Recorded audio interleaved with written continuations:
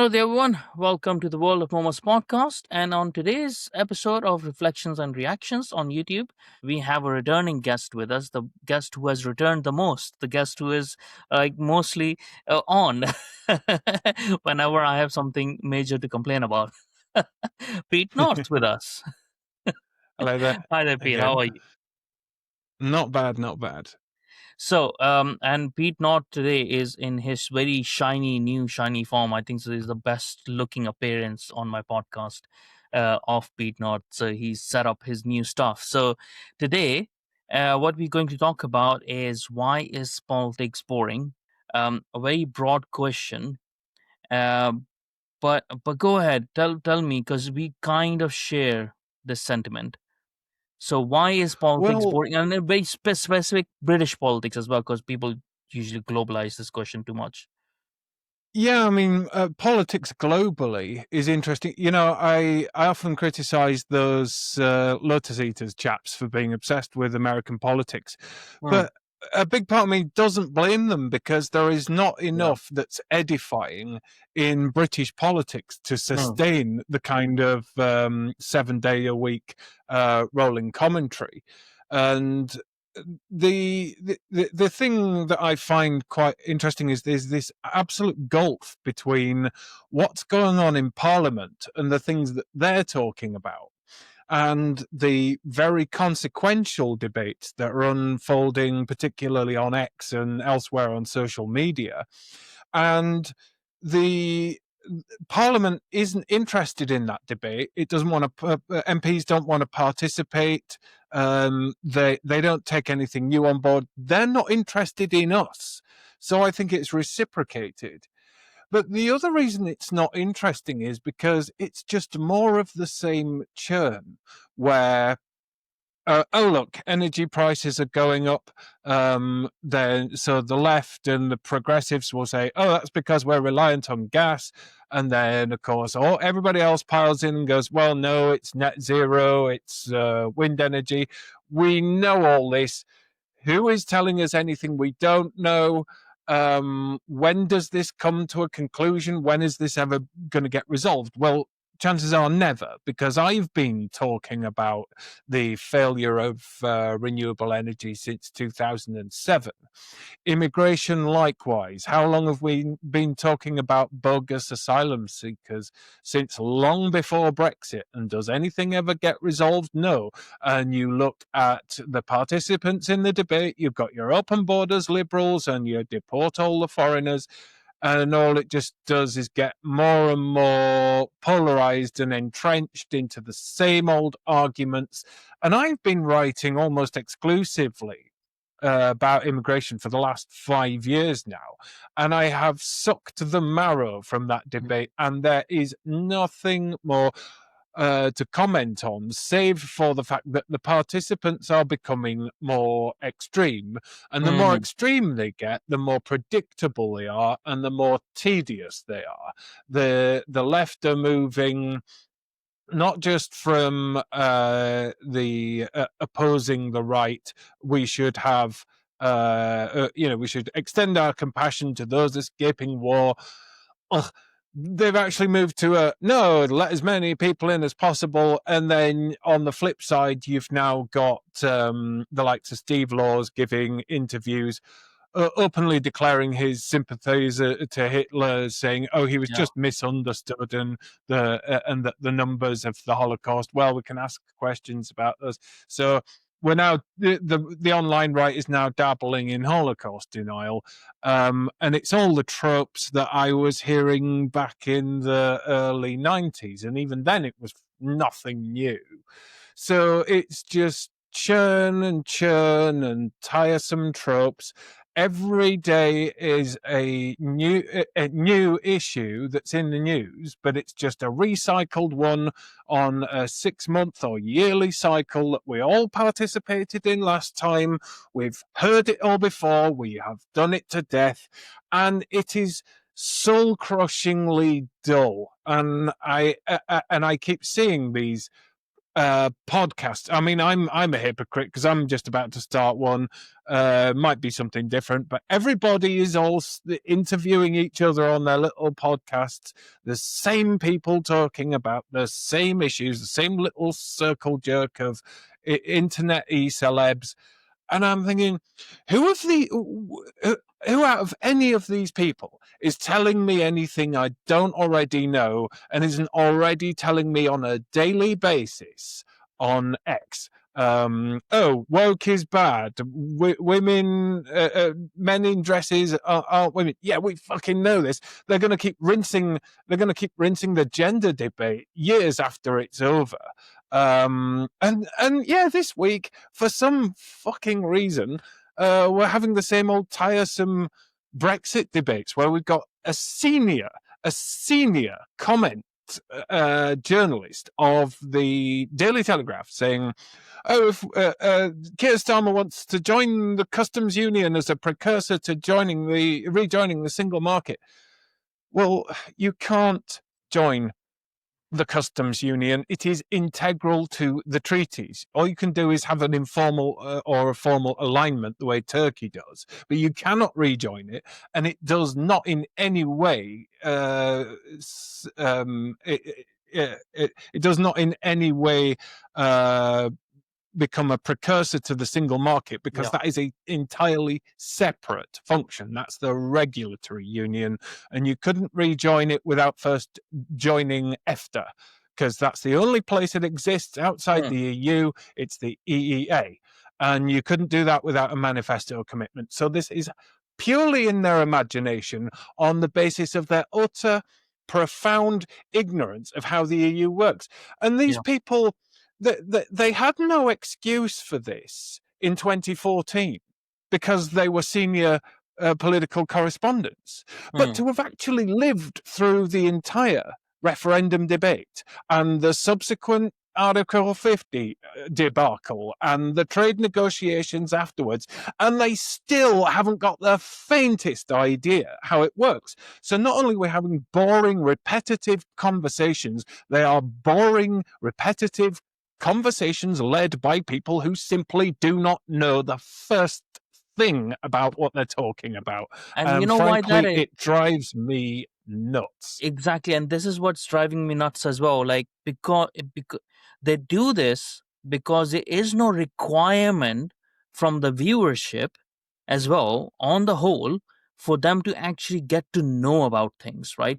Because Yeah, people are happy with this churning of things. Oh, someone will come in and say the same things in a bit of a different accent or a bit of a different way, put a different twist, and there you go, they have a lot of views. And then their validity is matched by, seen by or marked by their popularity. It's like, what does that have to do with anything? What does that have to do with yeah, someone has millions or billions of views? I want to know what new information you have or old information you have that is actually useful, that is put in a way that is useful and actionable, and that you understand the consequences of it. I don't want someone coming on 2 minutes program or something somewhere where it says, oh, this single market thing, oh, we can't do this because it's going to be a problem, it's going to lead us to EU.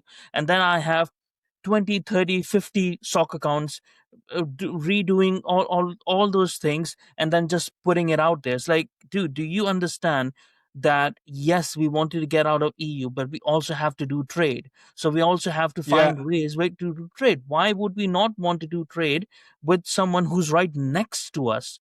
But we just want to do it on our terms. But so Yeah, we have to what mark, you know. what we got from that whole Brexit debate, what I found really interesting is Twitter doesn't actually want to talk about what is actually happening. Hmm. They will take their misapprehension of what they think is happening, they'll embellish it, they'll Yeah, create their own reality, and yeah, then comment on that reality, no matter how wildly separate. Because I remember when Theresa May proposed her Chequers deal.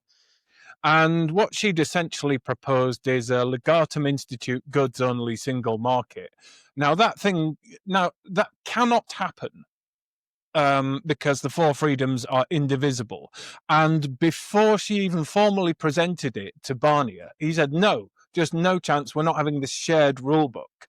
But Mm, then the Brexiteers said, oh, the Chequers deal, May is trying to keep us in the EU and she's pushing this.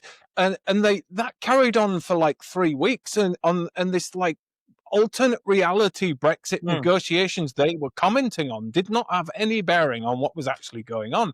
And same with, we find this with the ECHR debate now, where you've got all these commenters saying, oh, look, this refugee was saved from deportation because his kids didn't like foreign fried chicken or some bullshit like that. yeah, But it isn't the Strasbourg court. It's a British court, a British judge just interpreting ECHR under British law in the Human Rights Act. mm. It's As a an close activist. to home Yeah, problem.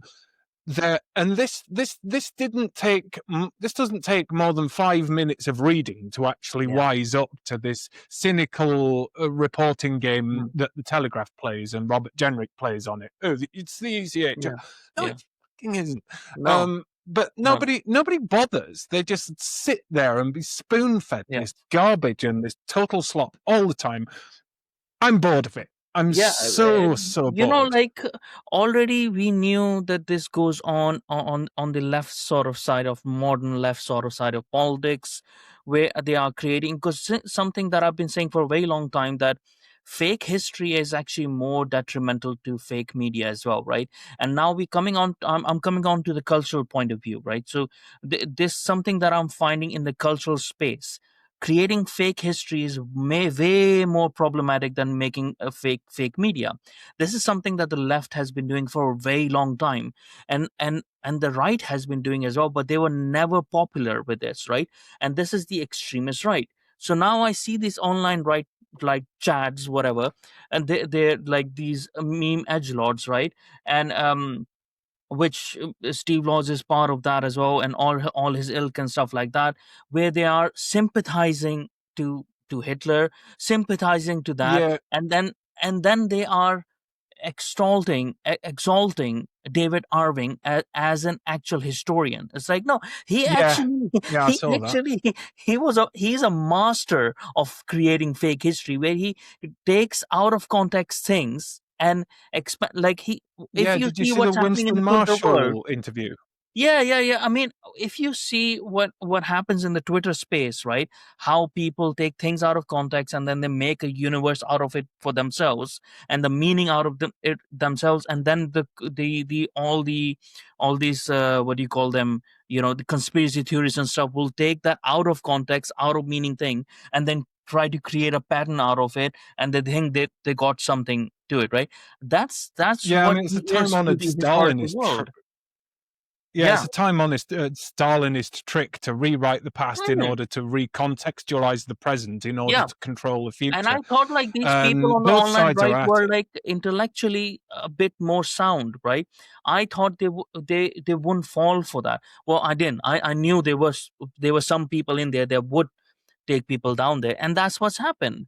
And it's sort of like, well, I'm bored of this. The whole reason why I started speaking about this, and I'm pretty sure as well, the whole the whole reason why you all as well went very aggressively against things like woke, against things like when it comes to Brexit, about immigration, and all of these things. The reason why we went really hard about it is because we wanted people to agree upon base realities as quick as possible, so that we can start talking about the next steps, because the next steps is where we remake the country, where we rebuild everything, where we actually get to do stuff that we actually care about, that we try to make people's life better.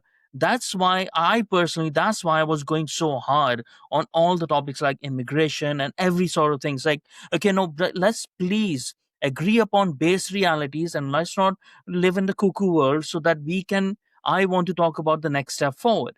Now, what I've seen, these extremists on both sides, they desperately don't want to get to the next steps, right? Because they Yeah, don't yeah, they know. want to. Partly because it's monetized. There's a lot Yeah, of people making quite a healthy living and off they won't even know sustaining what to this do with it. unreality. Yeah, and I mean, One thing I'm not going to, well, I've no plans to do interviews on Hmm, whatever new podcast that I start. But if I did, I would be so far away from that crowd because I would actually like to go and interview a fishing trawler skipper that's a about good idea. current state of play with Hmm, illegal fishing quotas and all the hmm, rest of it. I'd love to talk to a housing inspector yeah. who goes and does all the inspection of HMOs. People who could actually step into this debate, Hmm, add something new, tell me something I don't know, maybe develop some ideas about how hmm, things are in the real world that could actually be fed back into policy. This is something I put yeah. to Restore Britain because they've started a interview podcast. But I don't think So they're sort going of to like do that. creating They're just going focus to groups, right? cycle Like through. how companies as well do it, like, or used to do it properly, creating focus groups with real people who are working in the real jobs and get their views as well, and Mm. then create the policy. Before creating policies and stuff, you have to go through a whole focus group, like, phase, a market research and focus group stage. And that's a really good idea, because I talk with people like that in my real life out of here, which I don't record and stuff like that. And that's what I've done for a couple of months now, where I've gone very, very quiet on Twitter, very quiet on YouTube and everything else. And I just been living with the real people, like in and more interested in my real job as well, like and doing those. I And I feel you, found man. like people are, yeah, You're lucky in that you at least have yeah, that sort of day job. For me, I decided a long time ago that blogging would be my full time mm, occupation, and the last couple of months has been an absolute disaster for me financially because mm, people assume because I'm not writing on my Substack or gone quiet on Twitter that I'm not actually there and I'm not absorbing and watching what's mm, going on. I am. I just can't find anything to say about it. yeah, Every morning I will come sit at the computer, scroll through it, and look at the front page of the Daily Telegraph and go, fuck me, it's Groundhog Day again. Are yeah, we really talking about this? Oh, this again. Oh, this again. Oh, you've yeah, got to be kidding. And I just go absolutely mute. So that's been for pretty much 2 months now. I'm my mm, Substack readers might be starting to think I've died or something because again, the kind of analysis that I've been doing, the ECHR debate. Well, as soon as Lord Wolfson produced his report and the Tories declared their position, the whole issue went deadly silent. Nobody's mm, talking about it. It's died a death. The kind of analysis I was doing about reform, well, that's a mega yawn because what we are 3 to 4 years out from a general election. It's yeah, midterm. We don't know what their strategy is going to be or what kind of fighting condition they're going to be in. There's just all the same old tropes yeah, about Farage's leadership style, the lack of policy. And this is it. I'm yeah, not saying it's just the internet and everybody else in politics that's boring. I'm boring too. I've been hammering out the same basic shtick, the same basic analysis for since I was having talks with Ben Habib just before the general election.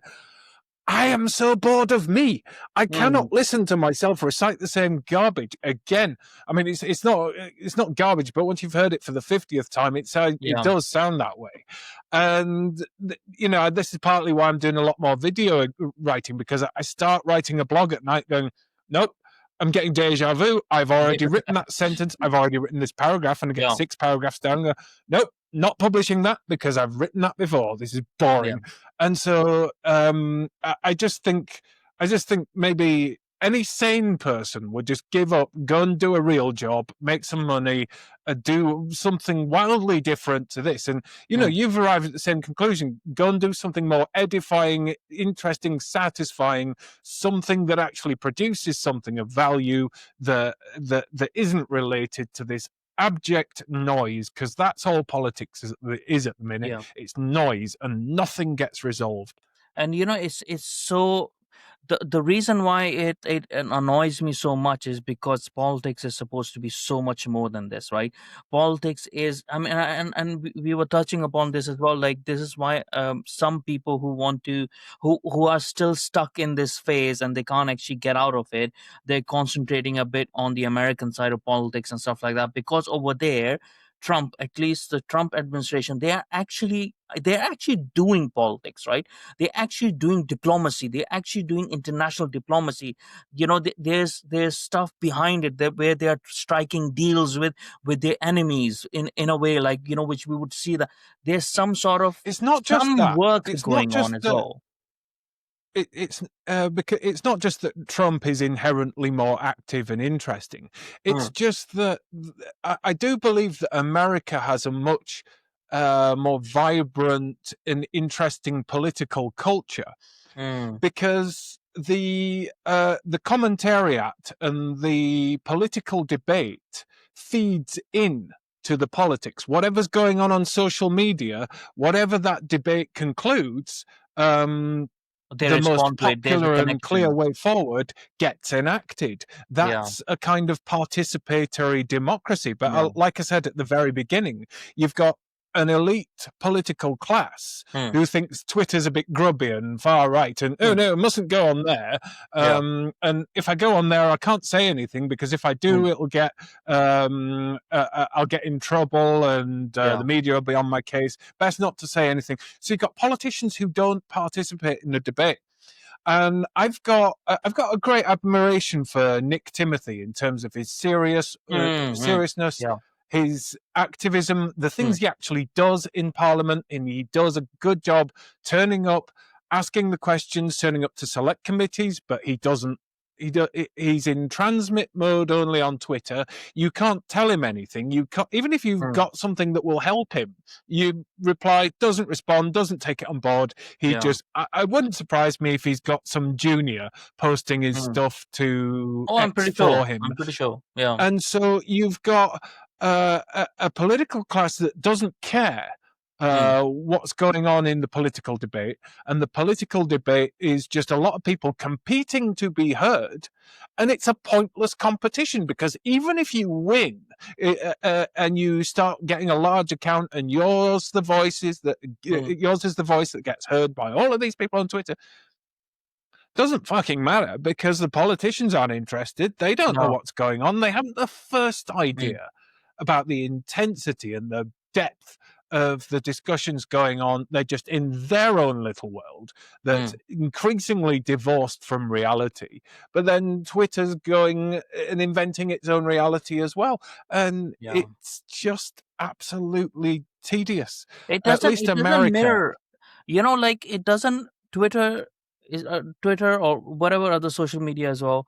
It doesn't mirror reality as well. Like, there is a mirroring of anger and frustration, yes, but the views are not exactly mirrored, right? Like, even on the extreme right or extreme left side as well, real people who aren't fucking insane, on activist level of insane, they don't think or act like that, right? And these people who might have like thousands and thousands of followers online, in real life nobody would want to talk to them, right? So Yeah, a lot of these people you would cross the street to avoid, yeah, and exactly. once you see them in real life, you actually would. Yeah, and that's my problem with social media, that it creates it creates this sense of universe which is detached from humanity itself. It's an anti-human way of connecting, because our test of a human connection test is if you can deliver your ideas, or if you can communicate your ideas, and the other person doesn't want to punch you right there in the face, right? That's sort of like a feedback. That's sort of like a physical feedback that you can get, and you can create a more homogenous, a better working society that way, where people can be civil, and people can need to think as well twice about what they're saying, so that it's Yeah. compatible with everyone else as well. But it's not Well, doing that. I've had to implement a certain sanity protection regime where if people one of the things that I find on X particularly is people who disagree with you can't manage to disagree without being, and I know I'm one to talk, but without being uh, unnecessarily rude, saying Yeah. that, rather than saying I don't agree with you and here's why, and Mm, let's have a constructive debate about this. It's just like, I've been called all the names under the sun just today, managed yeah. to wind up all the anon accounts as Mm, usual. And the sad thing is, there is scope for extensive and interesting, far reaching, and stretching debates that stretch both mm, sides. mm, But no, nobody's interested in doing that. They just want to keep it as a slanging match. And one of the things I've had to do is where I find unnecessary rudeness and bad faith actors and generally low IQ, unpleasant people who, mm, mm. who, who run anonymous accounts. I just have to block on site Yeah, because I've these been doing people that as are well. leeches who are there to sap your energy, Mm, your time, and you develop a sixth sense for which debate is going to actually be productive. And yeah. I'm increasingly finding the more I police this sanity regime, that very few debates that are happening on my end of X are actually worth having because they're not productive. No, and these people who are like these anonymous accounts who have amassed a lot of like followership as well, like because this is the reason why I was against, if you remember a while back, this so X is monetization, because I was like, oh, this is going down the hill I'm not. because I this need is yeah, it. this is going to encourage really bad things. But these people are low conscientious people, right? So they can do these things and it will not keep them awake at night, that they behave this way, or that they are destroying the society, or that the society is being destroyed, or whatever. They're just looking for opportunities for their personal self and stuff. And people like us, we are high conscientious people, and we will worry about these things, right? And we are not unnecessarily rude as well. At times, like you come to your end, and you just start, you have a phase, and you have that, I have that as well, where you just become rude to everyone, like just fuck off, like, because you're tired. Like, I've explained this to you a million times, a million kind of Yeah. anonymous accounts like you. I've explained that to you, but instead you start calling me names when I'm trying to, when you're trying to, I take mean, at things least out I of will. context, and you get tired of it. Yeah. I mean, I will at least address someone's argument, then call them a Yeah, dickhead. But exactly. just going Yeah, straight off the bat and calling someone a dickhead, that's no, you've got to take yeah, them apart first and make them realize why they're wrong. yeah. Yeah, and like, this is my whole point. Like, what's the point of me trying to talk about politics when it's policy first, right? Like, the ideas are policy first, and the ideas are trying, the conversations are trying to work out, okay, what is a way to get out of a problem, to find a solution to these problems, what are workable solutions. What is the point of talking about it when all everyone is interested in is like, if I say something pointlessly, unnecessarily radical, just to get just to Yeah. get a Well, viewership. people in this game generally aren't interested in solutions and resolutions, No. because the longer an issue goes on, you get these cottage industries growing up around this Yeah. issue. I mean, if you look at the whole gender debate, there's the trans lunatics, but Yeah. then the TERFs have built their own feminist subculture, and fair play to them because this is Yeah. something they've got to fight themselves. But Mm, it's developing its own merchandise now, mm, and it's taking on its own identity. And if West Streeting's puberty blockers trial was abandoned tomorrow, and everybody suddenly complied with the Supreme Court judgment, and this issue was well and truly over, what will they have? then quite a lot of these pundits would be out of work. They'd Yeah. have nothing to do. Yeah. They would try and Do keep you it going. remember? Do you remember Christopher Hitchens once said like that as well? Like, he doesn't want like the religious people to stop. Then, because otherwise, what will he talk about? Who will he debate against? Right? It's sort of like that, but obviously, at least the thing that he was debating was a time old question, to whether there is a god or not. Like, those conversations will keep on going on. But it's sort of like that with them, isn't it? Like, and they secretly don't want this to happen. And I also find like a lot of people, especially people on the extreme side of things, they're very hesitant to take their personal and social responsibilities, anyways. What they really want is chaos. What they really want is the world to Yeah. it just blow up so that they don't have to take their responsibility. Then they can blame it, right? They can blame it like, oh, whoa, the world's gone to shit. What do you want me to do? You want me to have kids? You want me to have a family? How can I? Right? And Mm. this is why they all these conspiracy theories as well on all sides come up with this some grand cabal of people that are controlling whatever the whole world ends up, because then your enemy is so much bigger than you. Yeah. Surely you don't have the Yeah, because responsibility to fight it. How can you? for the left, it's suddenly Zach Polanski blaming the billionaires. Yeah, Then you've got the ultra right, and for whom it's the Jews, it's and always then the you've Jews. got the sort of middle mushy conservatives who blame the civil service, the ECHR, Yeah, the World Economic Forum, and it's always reductive down to like a bogeyman, something that yeah, they can pin all the blame on and direct all their hate to that. mm, And it's actually a cathartic experience mm, for them to the yeah, extent that they actually need it. It mm, sort of fires off the endorphins in their brains and they get mm, addicted to it. And anything that causes them to break out of that, to have to actually engage and acknowledge that the world is much more diverse and complicated in terms yeah, of what's happening, who's pulling the strings. I wrote a piece on this earlier today, about the people who waffle on about the World Economic Forum.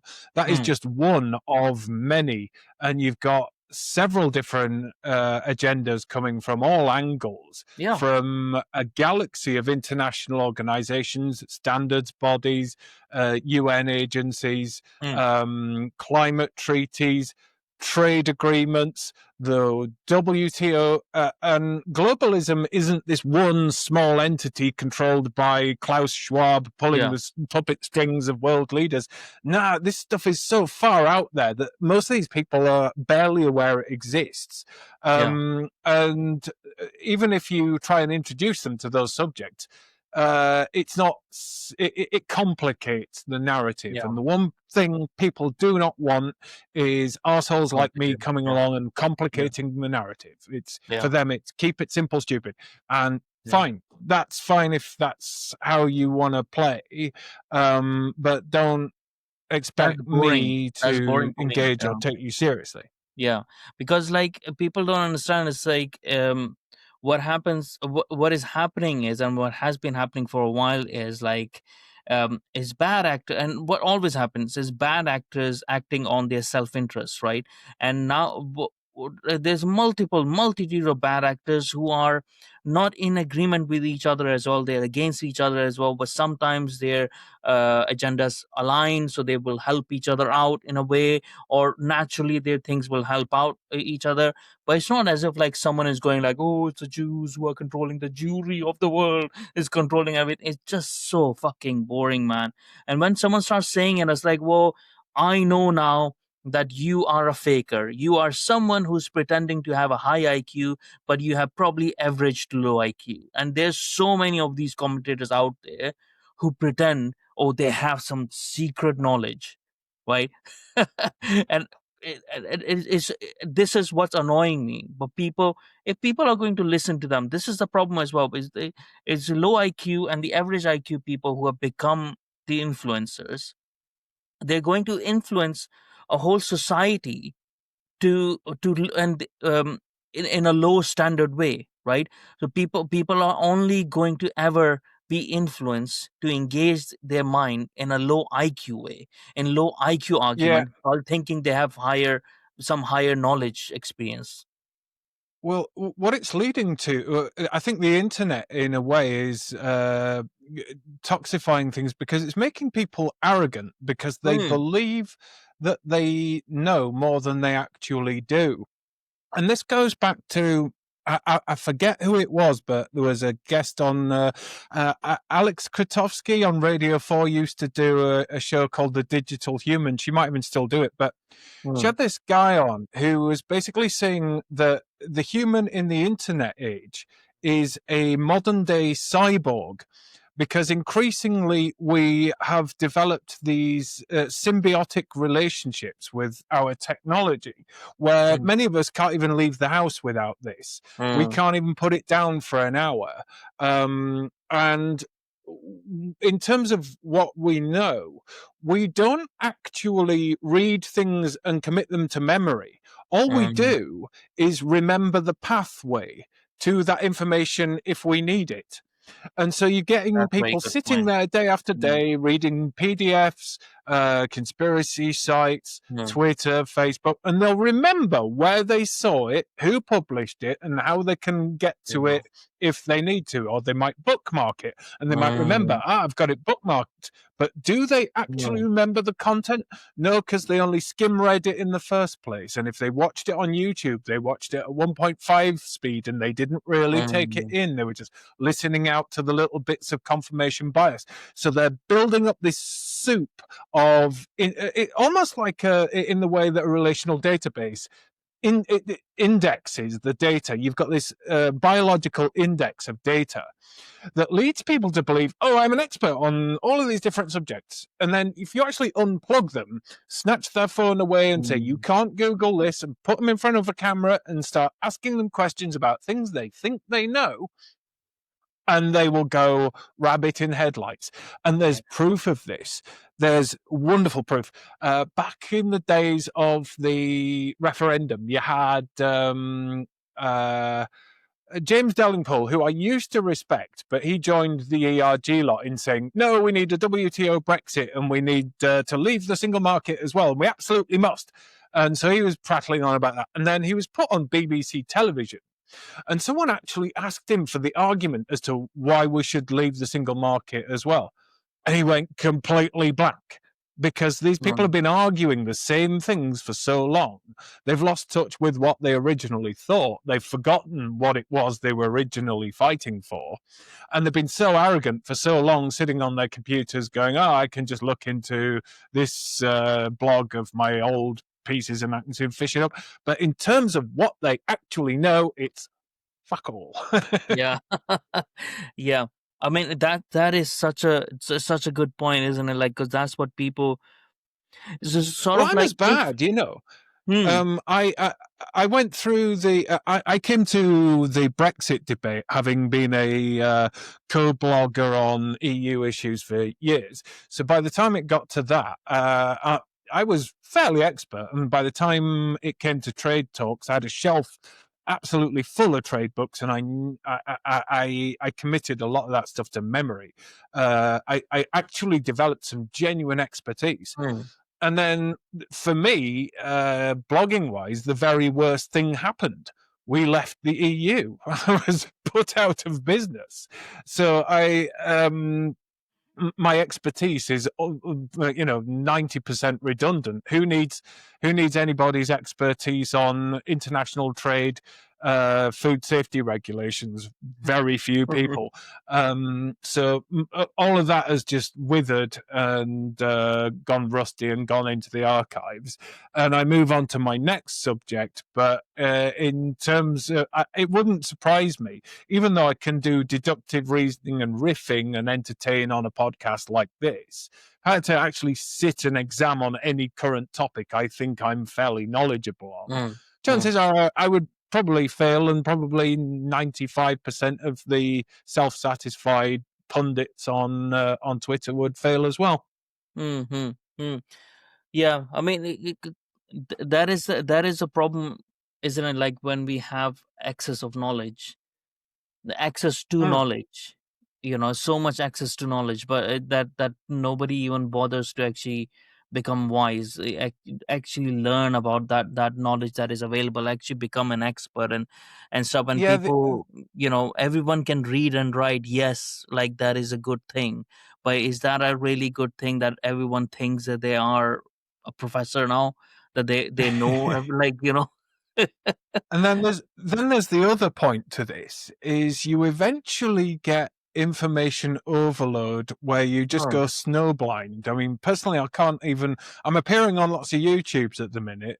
Nick Dixon, Lotus hmm, Eaters, your show, academic. No, who's that other guy? I forget his name. It's very rude of me to forget. But actually 3 or 4 others over the hmm, last month, and I can't even watch them. I have to watch them at 1.75 speed because hmm, the actual chatter to information ratio is extremely low. hmm, And I'm kind of thinking, um, all the people who accuse me of being verbose because my tweets are too long, the next day they're saying, "Oh, watch this YouTube that's an hour and a half long," as if hmm. I have an hour and a half to Yeah. sit and listen to two guys droning on. And so I've had information overload on that. And then if someone fires another Substack at me, which basically outlines what's gone wrong with Britain and here's how I would Yeah. fix it, and it's exactly the same boilerplate bullshit that I've been Yeah. reading for fucking ages, I get so weary of it. Yeah. And then I've got to the point now where I actually spend more time talking to Grok about Hmm, things and theorizing, and because I don't find edifying conversation from humans. And hmm. that is a new danger because that further isolates me Yeah. from people. And I'm not alone in this. But Hmm, there was a video, I don't know if you saw it, it was dark. I posted it, and so did Carl Benjamin. But it shows it's an animation showing humans developing sex robots, and everybody reverts into their grubby little sex caves and stops hmm. interacting with each other. And then it shows the future where humanity has died off, but all these sex robots are still kissing and cuddling skeletons. And it's It is, that's the yeah, extreme horrifying. when we Well, do develop sort of fully interactive android sex robots, but we're already there where hmm, my only chance between 9 to 5 while everyone's at work, my hmm. only chance of intelligent conversation is switch this thing on and talk Yeah. to a robot. And Yeah. even then, this thing misleads and lies to me all the time. The number of times I catch this thing out bullshitting me, telling me things which I categorically know aren't true. Yeah. So I don't know. Yeah. But you know what, like Pete, Maybe like I'm this just is, cooked. uh, Maybe I've I just don't been think in this so. game for far too long, and I need to retire and go and fly No, model airplanes I around the think, field or something. so. You're entering in your book writing phase, and you need to write a longer sort of version of it so that you can have your arguments sort of with yourself in a longer book format. But also, this is the reason why I never wanted to give up my job, and I want to keep my job as well, right? And that's why I want to refocus on it. And I was like, well, I need to self-reflect what I was doing as well. I know, like, there had been issues with my day job and stuff, and I've been investigated and whatnot, but what have I been doing that I've not been, compromising a bit? Like, because I need to compromise the other people as well out there, and there's good that is done through my day job as well, so I want to keep doing it, right? It's because I need that feedback. I need that real world feedback. I need Yeah, to it's live in that real essential to world keep as hold of well. that. Yeah, exactly. So that's what I desperately want to do, like want to keep hold of that. But this is also the reason why I wanted to end the reflections and reactions, but I wanted to keep on doing episodes with you, right? Because I want to keep Oh, I've having still got conversation. loads of stuff I want to talk to you about Yeah, because I've got I really want to know about your experiences in Pakistan. And you right. mentioned the heavy metal scene in Yeah, Pakistan.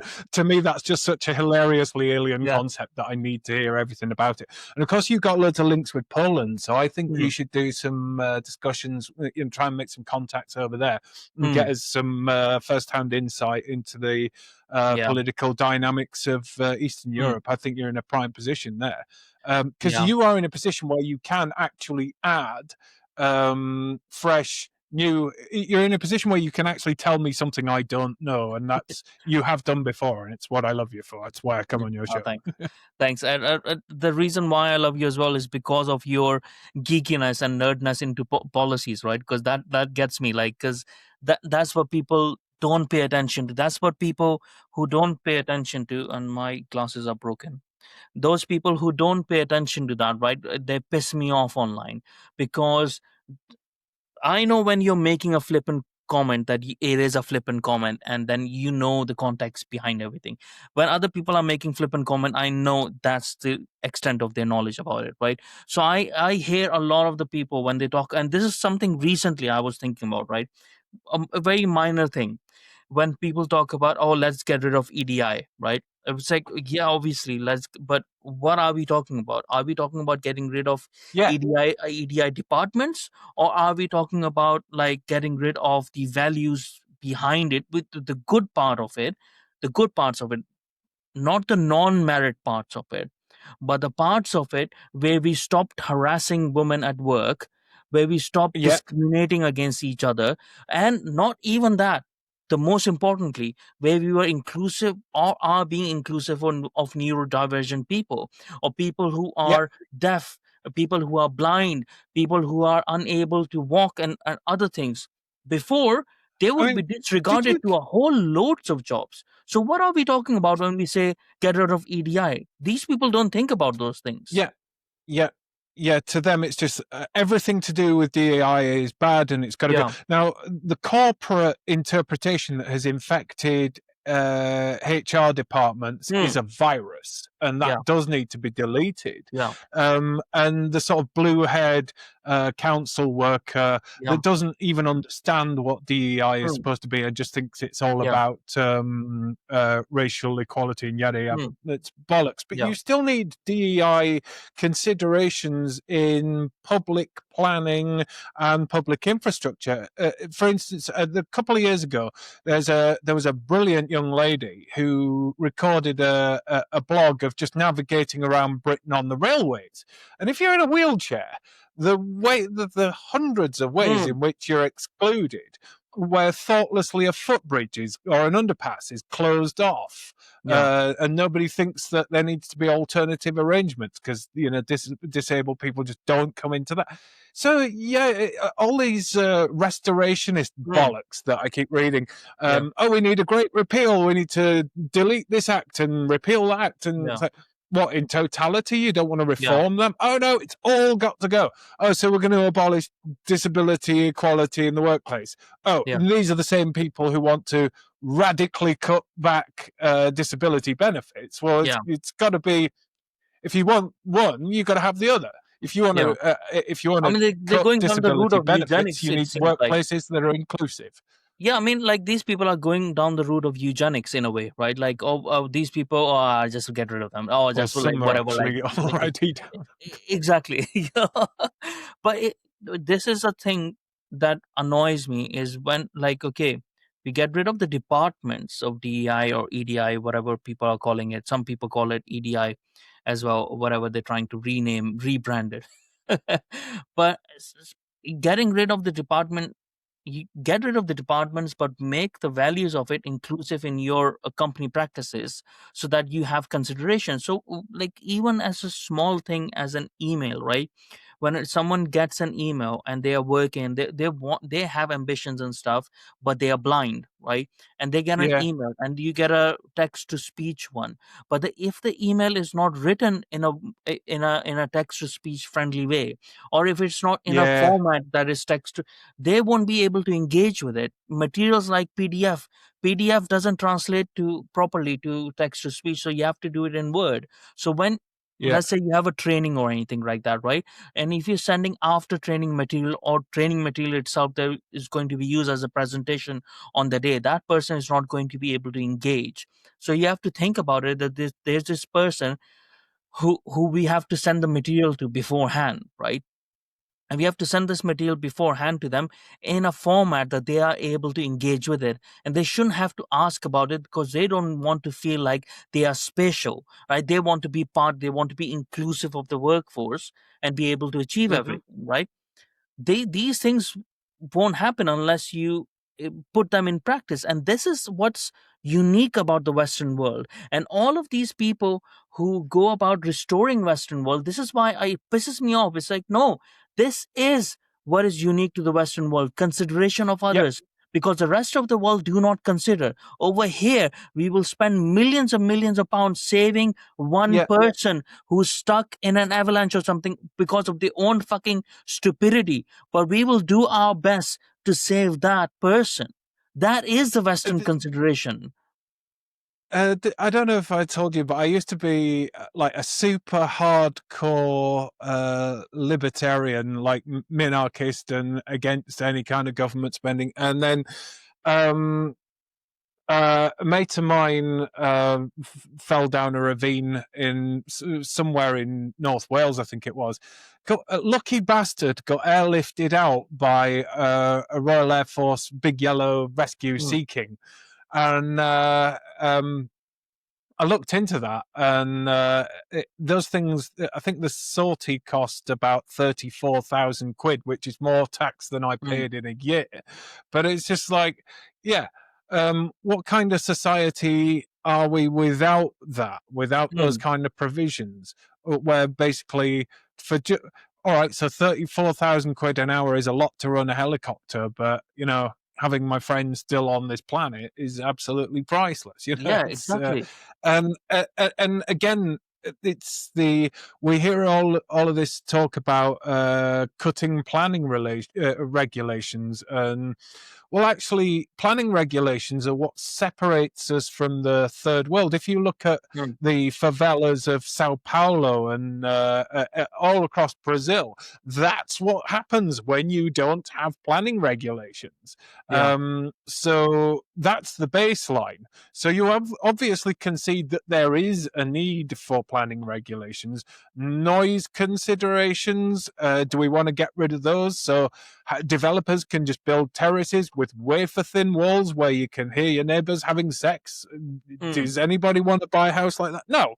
So, you know, you've got to concede you need some, in which case you can't just say, oh, we're going to have this sweeping repeal bill and get rid yeah, of all that. No, you're not. yeah. Because the There's no moment you say that, civilized. I'm going to, There's no high even someone like civilization. me, Yeah. yeah, even someone like me who does want to see selective regulations will just say, "I Mm, oppose you. I'm not voting for your party because you're yeah. basically anarchists, Yeah. basically." And the I was West gonna is say. not Yeah. anarchy. Yeah. Everything in the street lights are regulated. We have Mm, you know everything 6 foot down is regulated, because if it didn't, you'd have contractors ripping up roads, ripping up pipe work, ripping up things that weren't theirs so that they can put their own stuff in place, and they mm, wouldn't get prosecuted. And then things would stop working. As yeah. we see in South Africa, where we see Mm, illegal wells being mm, drilled, water mains being illegally tapped, and no billing system for people further down the chain. mm. So you just get piracy and anarchy everywhere. Yeah. And so it's these regulations, rules and regulations, are what makes us what we are. And Britain has exported that to the world. The Yeah. bits of Indian sewerage infrastructure and all of that, and the rail infrastructure and electricity, only works because they were once a colony of Britain. Otherwise, Mm, they simply wouldn't have it. They wouldn't be yeah. the halfway developed country that they are now. Mm. So, And there's no high civilization in the history of humanity that has been anarchy. You know, yeah, there's no anarchist high civilization. There's never been. Even when we go back to like South Asia, Indus Valley civilization, right? The Indus Valley civilization, you can look how organized it was, how much regulation it has. You go to more like a bit during that time as well, Mesopotamia, you have all these laws and stuff that you find that there were regulations and there were laws. The Hittites, like all of them had it, right? The Persians before the Arabs ruined the country and their people. Before they did that, the uncultured Arabs did that to them. They wrote books and books upon a local government, like their how ministers and government like regulations and stuff. They were masters at it, right? The, every high society needs that. And when someone says like just to remove it all, Wo- anything in life, it has to be replaced by something, right? But I want to know your idea of replacement before I the idea of just Yes, get rid of it. Chesterton's fence. Yeah. Exactly. I want to know that, and it's because then what's the point of trying to solve something by making it worse? That's not that's not workable. And what kind of society are you going to enter into? You think like we are going to restore Britain, or you're going to restore Britain by these sort of things? You're not. You're going to destroy Britain. You're going to destroy the essence of Britain. Like it's there's a Well, reason why yeah, there's the English laws, like English common law and stuff. and the thing is, the more radical they are, the more they screw it up, and the more Mm, they open the door to the opposite extreme. So if you want this ultra libertarian right wing government, all right, you can get it, and it will last one term. It will yeah, lose an election, and then you'll get the likes of Jeremy communist, Corbyn as prime socialist, yeah, minister, yeah, and then we're monstrously screwed. Then, aren't we? yeah. And this is why this is why politics these days is boring. Politics itself is not boring. The history of politics is not boring. The mechanisms of politics is not boring. The policies are not boring. These things are not boring, at least not to me, not to you as well. We discuss about the all kinds of like regulations and policies and stuff, and how you can reform them. Reforming things excite me, right? Just getting rid of them, Yeah. just destroying something doesn't excite me. It excites me to build something, to maintain something, Yes. not to Yeah. destroy stuff. you know Well, I um mean, the yeah, mistake anyone makes is the belief that politics and policy are in some way integrated yeah, and one and the yeah, same. they're not. They should be, but they're Mm, not. And the longer you're in this game, the more you realize that there's politics over there doing whatever the hell it's doing.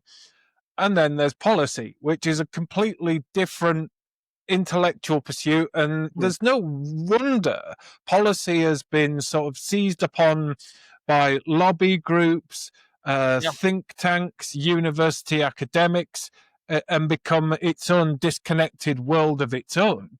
Mm, It's because politics takes no interest in policy. yeah, And interestingly, policy doesn't really take an in depth interest in politics. Because you yeah, go into any they don't need academic to. science department, the most engagement they'll have is, oh, isn't Donald Trump awful? Because I Yeah, checked yeah, on Blue Sky this morning. And so they are separate worlds. yeah. Um, And it's and like there's the people like me politicians of trying to old. bridge the two. The politicians of old and stuff, where they had to engage, where they were not that detached from the public as well. They were experts in the policies and stuff. They were the ones who were churning the policies. They were the ones who were active in that. And I'm talking pretty older times, probably pre-world wars, in those times as well. They were clued on, right? They were participants in Mm, policy making and stuff. They weren't just passengers into it. They weren't just consumers of whatever policy a lobby has put forward to them, and they don't understand any consequences attached to it, and they just put it forward. As is this incompetent lower level of politicians and this ideologically captured policy makers. That's the friction. We need more politicians yeah. who actually know policy, who are policy nerds. That's what we need, so that they are more clued on. There's sort of like, when you want to become the best CEOs in a company, are the ones who have done most of the jobs in their company, in the hierarchy, right? Because you can't fool them. They've done that job. At some point in their life, when they were starting off, they were a sales assistant, so they would know if Yeah, there's a yeah. problem. Like, they have done those levels of things. But now you're getting MPs who they're getting, in some respects, they're getting younger, and the young ones, Mm, they've gone through the state school system, through the university system. They've done a stint as an MP's bag carrier, maybe an mm, internship yeah, in London think tank, then straight into politics, and then straight out of politics into a consultancy job.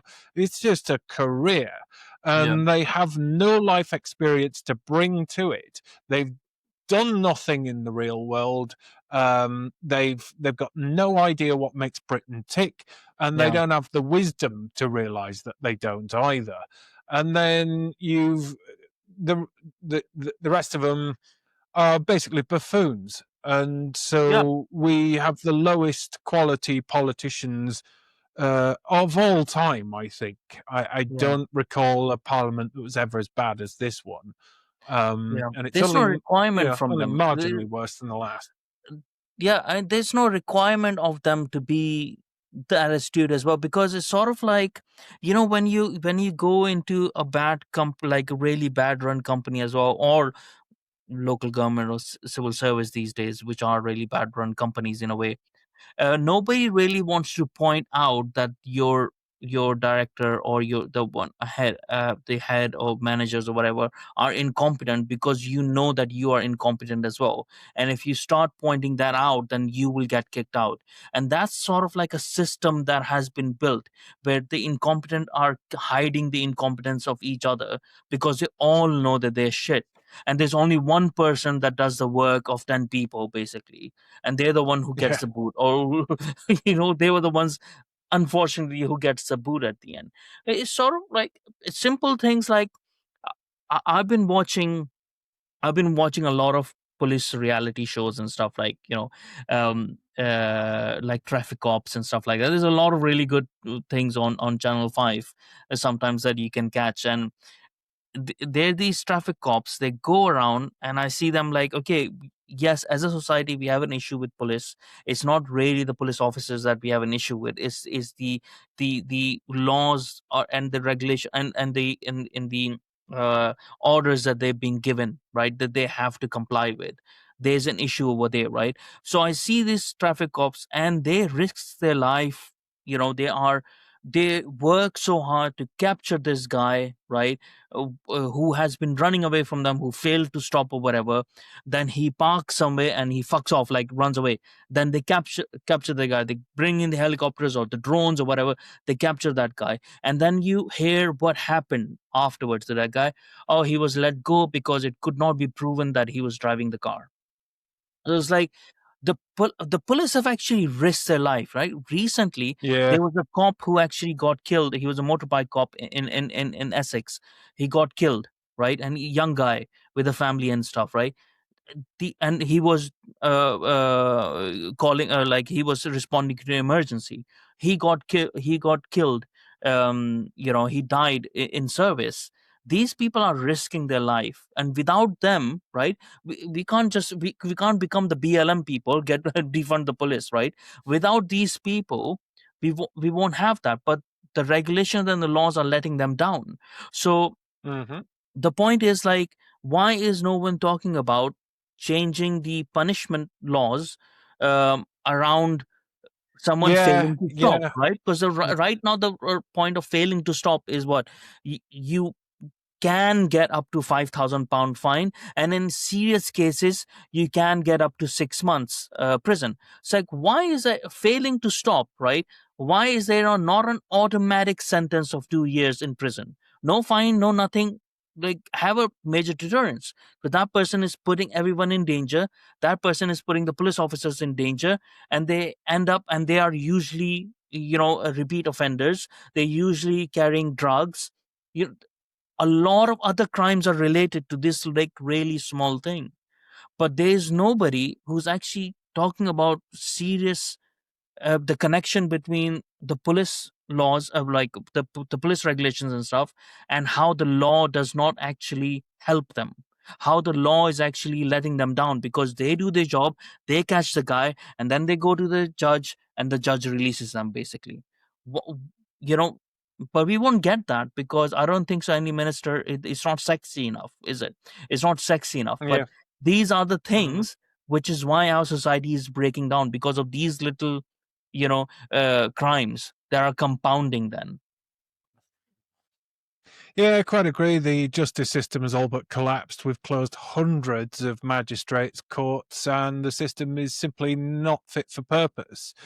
And people, you talk about austerity, and the right, particularly the sort of Thatcherite libertarians, will say, "Oh, there was no austerity. Mm. If you look at government spending, we were spending more than ever." Look, it's like, of course we were. We ramped up spending on benefits, because that's retail politics. Yeah. You take all the money, you buy the votes, but you pay for it by, well, you either borrow or you gut spending somewhere else. And we decided we wanted a welfare state more than we wanted a functioning local government system, functioning police, functioning courts, functioning ambulances. We decided that no, we don't want anything that we just want more and more freebies and perks Yeah. for pensioners, foreigners, whatever. Got to keep bribing, got to keep the voter cohorts on side. But it turns out if you want to keep a civil society, you need courts, you need police, you need environmental health inspectors, you need tax inspectors, housing inspectors, and people to go and do the basics that make a first world country habitable. So, but can and will bang on about that Yeah. for hours. Yeah. I've been banging that drum for Yeah. months. Bringing us back to the original point is, God, when do we break out of this Groundhog Day cycle? It is Yeah. all It just is so so very awful. boring. It is so fucking boring, isn't it? And so, yeah. So, what, just to reiterate the point as well to people, this is why, as Pete said, the politics is boring these days, because people are not really interested in politics. It's just populist bullshit, and talking points, and low IQ, basically low IQ, low intelligence stuff that is going on. What I really want to do is, from next year onwards, I will still have conversations with some people, probably not about the social stuff, more about the policies and stuff like that, or more about some issues, some social issues, like some mental health issues, or something of that sort. Bring in experts and talk to them and stuff. But what I really would like to do with you is, I want people to know a bit more about your manifesto project, as well, from some of my listeners who maybe don't follow you. And also, I want to explore it myself, because I want to learn things that I don't know over there. So, and I want to give you some feedback as well, and maybe people who comment under would give All feedback feedback is that way as welcome. well. So, what I would, I'm in a process of continuous development. It's yeah, currently not at the standard I wish it was at, but when you're fighting battle fatigue and just yeah, general depression at the state of things, it's actually hard to sit down and do serious mm, writing. Well, particularly when you know that nobody who needs to read it actually will read it. It's a kind yeah, of self-defeating exercise. But but yeah, that's why I want all to the convert same, it. if there's engagement and feedback, Yeah, then that gives me the will to carry on. So the yeah, more, and the and that merrier. and that's the whole thing as well, because I want that to carry on, and I want to convert each of your policy points, in a way, to conversations, and a written form which you have, and then video form, and then somehow we can combine this. So hopefully we can do that next year, where we can make probably multiple Yeah, episodes can do. of each policy point, really deep dive into it, be proper policy nerds, and figure out Yes, like solutions to problems. So yeah, I think so. It would be a worthwhile project. and fun. Yeah. Yeah. All right. You Okay. can count on it. Yeah, brilliant. Okay, thank you so much for coming on today, and Pleasure as always. thank you everyone for listening. Yeah, and we'll catch you next time. Thank you.